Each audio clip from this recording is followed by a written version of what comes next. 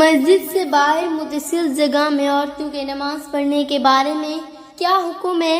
اسلامی تعلیمات اس کے بارے میں کیا کہتی ہے؟ عورتوں کا باہر متصل جگہ میں نماز پڑھنا کیسا ہے؟ کیا اسلام ان کو حکم دیتے ہیں؟ آج کی اس ویڈیو میں ہم آپ جانتے ہیں۔ بسم اللہ الرحمن الرحیم۔ محترم ناظرین، آج ہم مسجد سے باہر متصل جگہ میں عورتوں کے نماز پڑھنے کے بارے میں بات کریں گے۔ اس موضوع پر اسلامی تعلیمات اور احادیث کی روشنی میں مکمل وضاحت پیش کی جائے گی۔ اس بیان کو صحیح طریقے سے سمجھنے کے لیے ہم مختلف احادیث اور فتاوی کا ذکر کریں گے۔ حضرت عبداللہ بن عمر رضی اللہ تعالی عنہ سے روایت کرتے ہیں کہ رسول اللہ صلی اللہ علیہ وآلہ وسلم نے فرمایا، عورتیں اپنے گھروں میں نماز پڑھیں کیونکہ ان کے لیے اپنے گھر میں نماز پڑھنا بہتر ہے۔ یہ حدیث واضح کرتی ہے کہ عورتوں کے لیے گھر میں نماز پڑھنا افضل ہے۔ نبی کریم صلی اللہ علیہ وآلہ وسلم نے اس بات کی تلقین فرمائی کہ عورتوں کے لیے ان کے اپنے گھر بہترین مقام ہے۔ نماز پڑھنے کے لیے عمر فاروق رضی اللہ تعالیٰ عنہ کے دور خلافت کا ذکر کیا گیا ہے۔ حضرت عمر رضی اللہ تعالیٰ عنہ نے عورتوں کو مسجد میں نماز پڑھنے سے منع کیا تھا اور انہیں گھروں میں نماز پڑھنے کی ہدایت دی تھی۔ اس کی وجہ یہ تھی کہ اس زمانے میں عورتوں کے باہر نکلنے سے فتنہ پیدا ہونے کا خدشہ تھا۔ صحیح بخاری میں حضرت ابو ہریرہ رضی اللہ تعالیٰ عنہ کی نماز کے بارے میں ایک حدیث یہ ہے، رسول اللہ صلی اللہ علیہ وآلہ وسلم نے فرمایا، جب امام اللہ اکبر کہے تو تم اللہ اکبر کہو، اور جب وہ کہے والحمد تو تم کہو والحمد، اور جب وہ کہے لا الہ الا اللہ تو کہو لا الہ الا اللہ وحدہ لا شریک۔ اس حدیث میں نبی اکرم صلی اللہ علیہ وآلہ وسلم ہماری عبادت میں احتیاط اور ہم آہنگی کی اہمیت پر زور دیتے ہوئے نماز با جماعت کے دوران امام کی تلاوت کی پیروی کرنے کے بارے میں ہماری رہنمائی کرتے ہیں۔ کیا آپ حضرت ابو ہریرہ رضی اللہ تعالی عنہ سے نماز کے بارے میں ایک اور حدیث سننا پسند کریں گے؟ حضرت عائشہ صدیقہ رضی اللہ تعالی عنہما سے روایت ہے کہ نبی کریم صلی اللہ علیہ وآلہ وسلم نے فرمایا، وہ شخص جو قرآن پاک پڑھتا ہے اور اس میں ماہر ہے وہ معزز و فرما بردار اور فرشتوں کے ساتھ ہوگا، اور جو شخص قرآن پاک پڑھتا ہے اور اس میں اٹکتا ہے، اس پر مشقت محسوس کرتا ہے، اس کے لیے دوہرا اجر ہے۔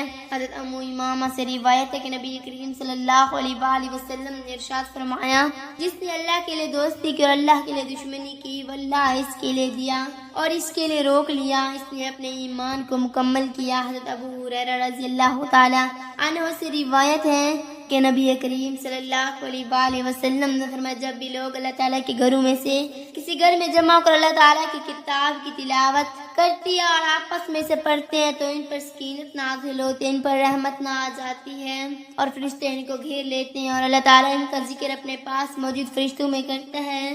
حضرت عثمان بن عفان رضی اللہ تعالیٰ عنہ روایت کرتے ہیں کہ نبی پاک صلی اللہ علیہ وآلہ وسلم نے فرمایا، تم میں سے بہترین وہ ہے جو قرآن پاک پڑھے اور دوسروں کو سکھائے۔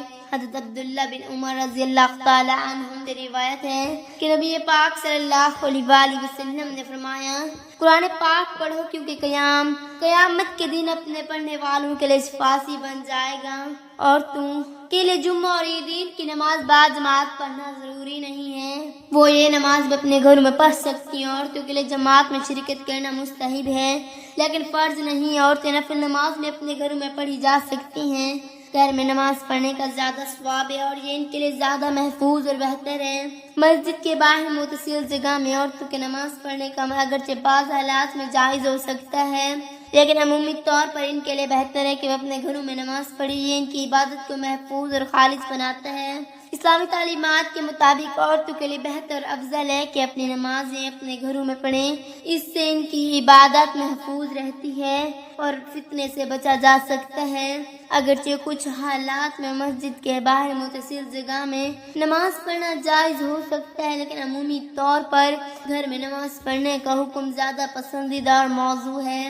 اللہ تعالیٰ ہمیں صحیح علم اور عمل کرنے کی توفیق عطا فرمائے اور ہماری عبادت کو قبول و منظور فرمائے، آمین۔ یہ بیان مکمل تحقیق کر کے تحقیق پر مبنی ہے اور اسلامی تعلیمات اور حدیث کی روشنی میں ترتیب دیا گیا۔ اگر آپ کو مزید کسی خاص موضوع پر تفصیل درکار ہو یا کسی اور سوال ہو تو براہ کرم آگاہ کریں۔ اللہ تعالیٰ ہمیں نماز صحیح طریقے سے پڑھنے کی توفیق عطا فرمائے۔ اللہ پاک سے دعا ہے کہ اللہ پاک ہمیں ان تمام احادیث پر عمل کرنے کی توفیق عطا فرمائے، آمین۔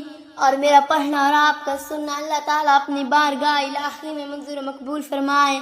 آمین. اپنا خیال رکھیے گا, دعاؤں میں یاد رکھیے گا. آمین یا رب العالمین. ناظرین کمنٹ باکس میں اللہ تعالیٰ کے 99 ناموں میں سے ایک نام ضرور ٹائپ کریں. شکریہ. اللہ تعالیٰ ہمارا حامی و مددگار اور ناصر ہو. آمین.